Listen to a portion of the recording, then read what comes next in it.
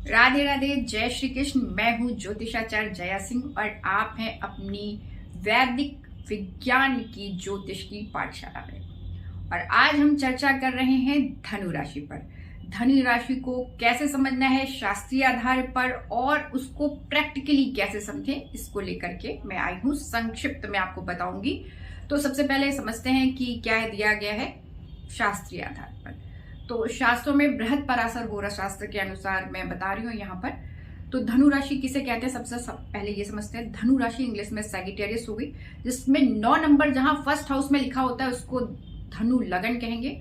और जहां पर चंद्रमा स्थित है यदि वहां पर 9 नंबर लिखा है तो आपकी धनु राशि है। धनु राशि में क्या क्या चीजें दी गई हैं, एक तो वो विषम राशि है, ये जो राशि है पृष्ठोदय राशि है, क्रूर राशि है, क्षत्रिय राशि है, अग्नि तत्व प्रधान राशि है, समदेह राशि है, पिंगल वर्ण की राशि है, भूचारी राशि है। और ये 0 से 15 डिग्री तक द्विपद राशि है और 15 डिग्री से 30 डिग्री तक चतुष्पद राशि है। ये सात्विक राशि है, ये तेजस्वी राशि है और इसके जो स्वामी बनते हैं वो बनते हैं गुरु। तो ये हो गए शास्त्रीय आधार पर। अब हम इसे समझेंगे कि आकाश में ये कैसे दिखाई देती है। तो आकाश में जब हम पिक्चर देखते हैं उसकी, तो एक आधा मनुष्य और आधा घोड़ा है। जो मनुष्य है उसके जो पैर हैं 2 आगे के वो मनुष्य के पैर हैं और उसने हाथ में धनुष लिया हुआ है और धनुष को की प्रत्यंचा ऐसे चढ़ाई हुई है और उसमें वो जो तीर है या बाण है वो लगा हुआ है और वो किसी भी लक्ष्य को भेदने के लिए तैयार है, ये दिखाई देता है। उसका फिर बाकी जो शरीर है वो घोड़े का है और उसके पीछे के जो पैर है और पूंछ है वो घोड़े की है। तो ये तो पिक्चर बन गई। अब इससे हम समझें कैसे, ये जो कीवर्ड्स हैं इसे क्या से समझें, क्या समझें कि क्या किस तरह का स्वभाव निकल कर आ रहा है।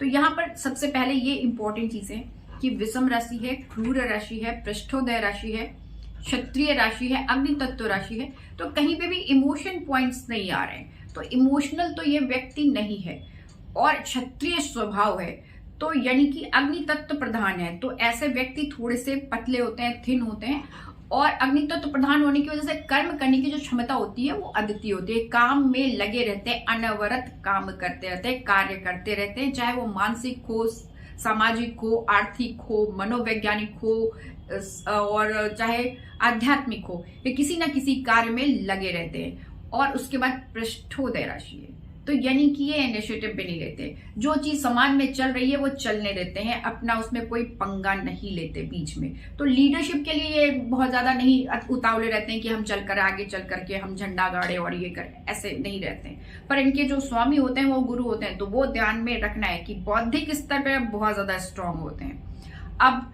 इसको कैसे समझे कि यहाँ पर ये सारी चीजें हो गई, उसके बाद वो ऐसे तीर धनुष भी लिए हुए हैं और धनुर्धारी होकर के ऐसे लक्ष्य को भेदने के लिए भी तैयार हैं। तो ये मेहनती होने के साथ साथ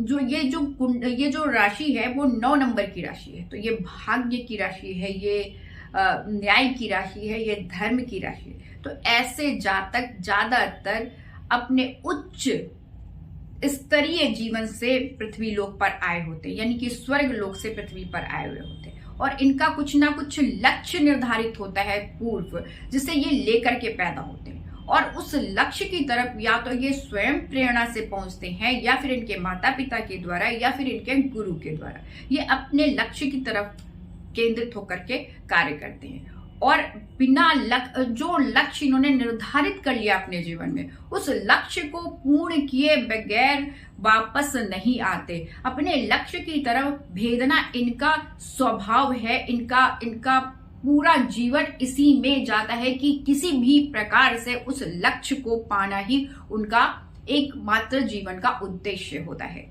अब इसको और कैसे समझे कि ये जो राशि है ये भूचारी भी है, प्रैक्टिकल भी है, तेजस्वी भी है और तपस्वी भी है। तो यानी कि इस लक्ष्य को भेदने के लिए वो किसी भी प्रकार के तप भी करते हैं और सात्विक भी है। तो यानी कि गलत कार्य तो किसी भी कीमत पर करते ही नहीं, मतलब कि कभी भी ये गलती से भी कोई भी गलत कार्य नहीं करते। ठीक। अब क्या, अब क्षत्रिय स्वभाव है, गलत कार्य भी नहीं करते हैं और अपना लक्ष्य को भेदने में लगे रहते हैं और सात्विक लक्ष्य को, धर्म संगत लक्ष्य को भेदने में लगे रहते हैं।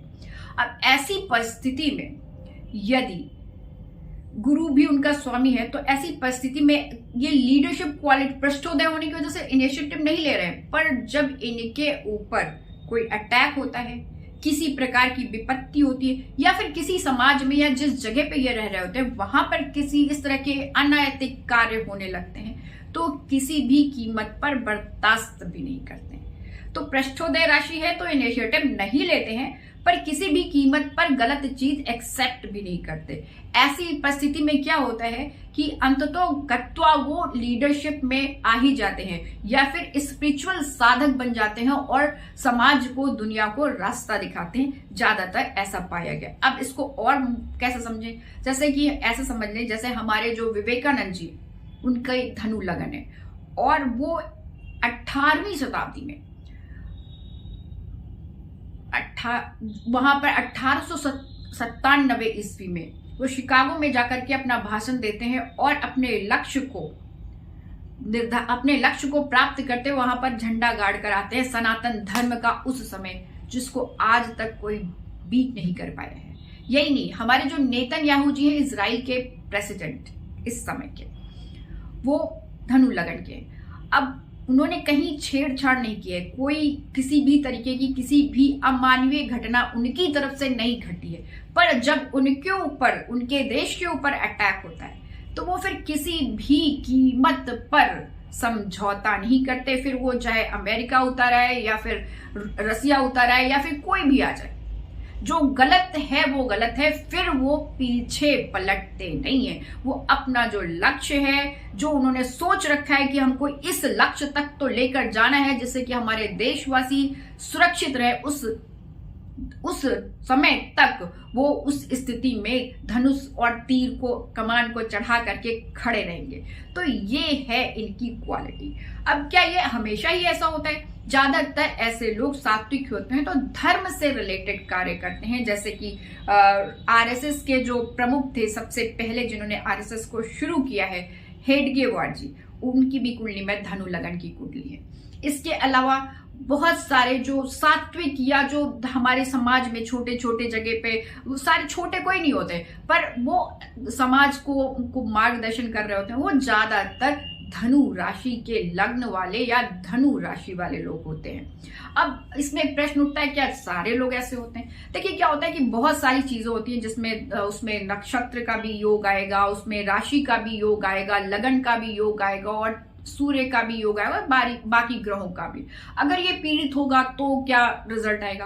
पीड़ित होने के बाद भी ऐसे व्यक्ति गलत कार्य नहीं करते।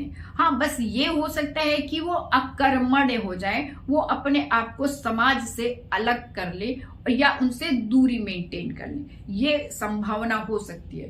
पर इससे ज्यादा वो ये निगेटिव कार्य नहीं करते, किसी को गलत चीज को सह नहीं देते। उसका एक कारण और भी है, चूंकि ये काल पुरुष की 9वें भाव की राशि है।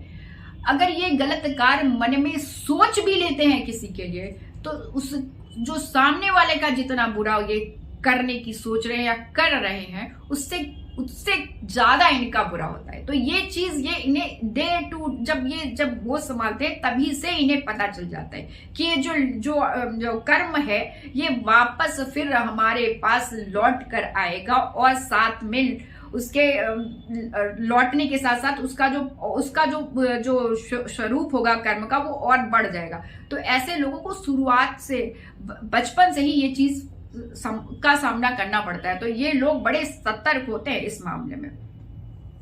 आशा है कि मेरा उद्देश्य आप तक जो शास्त्रीय आधार पर जो ये विचार है, जो शास्त्रीय आधार पर जो राशियों के बारे में विवरण दिया गया है, वो आप तक पहुंच रहा है।